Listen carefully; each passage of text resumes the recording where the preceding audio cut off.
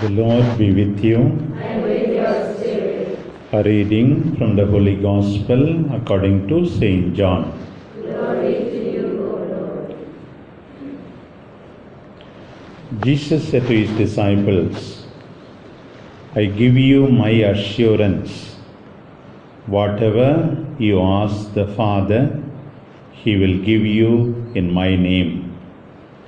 Until now, you have not asked for anything in my name.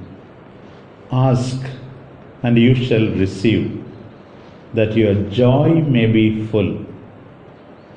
I have spoken these things to you in veiled language.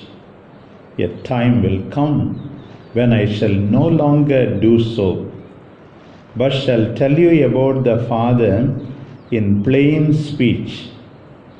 On that day, you will ask in my name, and I do not say that I will petition the Father for you.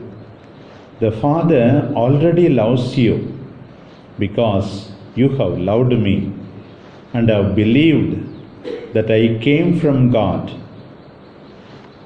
I did indeed come from the Father. I came into the world. Now I am leaving the world to go to the Father. The Gospel of the Lord. Praise to you, Lord Jesus Christ. Dear Father, my dear sisters, what a consoling message that Jesus gives before departing from this world. He says, if you pray to the Father, you will get everything. Ask the Father in my name. In other words, there is no prayer that is not answered by God. Prayer time is not a waste of time. God willing, our sufferings may be disappearing. Whether they disappear or not, one thing is certain. God will give us enormous strength, energy, courage to bear the sufferings and be happy. Today Jesus says, your joy will be full. God will give us joy amidst difficulties, amidst problems. That is really reassuring for us.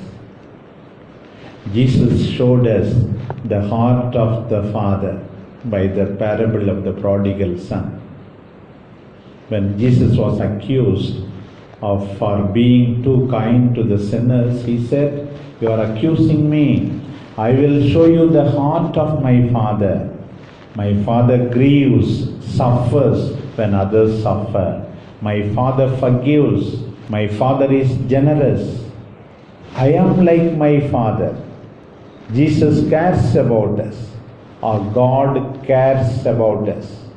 And He will give us enormous strength. That's what we learn especially from today's Gospel passage. And in today's first reading, we hear about a lay person, Apollos. Paul and his companions, Aquila and Priscilla, want to make use of him for ministry. In our own ministry of evangelization, we should be open like Paul and Priscilla and Aquila. See the talent, see the potential, and then include them in our own ministry. Sometimes some of the priests and religious may think that they have the monopoly of evangelization. Not at all. Later on, to the Corinthian community, Paul would say, some said that they belong to Paul, others Apollos, others Cephas, some others said we belong to Christ. That means Apollos became a famous teacher because Paul wanted him to be included and asked Aquila and Priscilla to teach him the truth, and then he began to teach, and so many people came to know about Christ. We need others. I always say my definition of humility.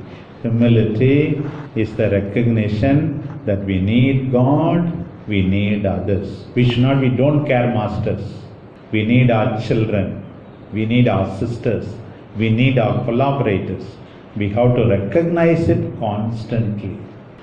An American actor was called to address a group of ex-servicemen who gave their all to the country in the war. Some of them had no limbs.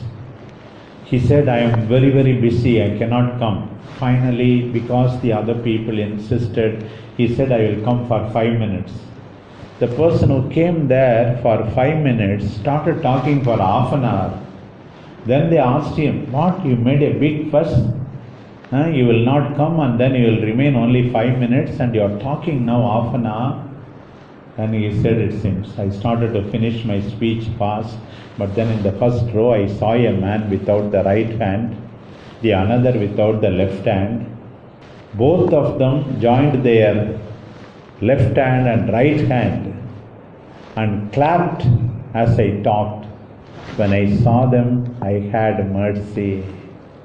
I had compassion. I wanted to entertain them a little more.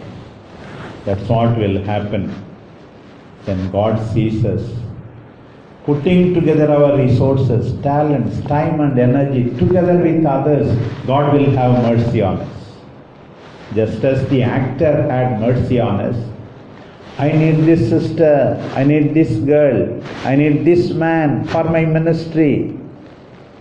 When we join our resources, God will have mercy on us and do wonderful things to us.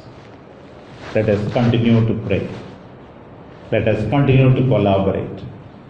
Let us know that each one of our brothers and sisters are needed, are co-heirs to the promises of God, are collaborators in the ministry of God. Amen.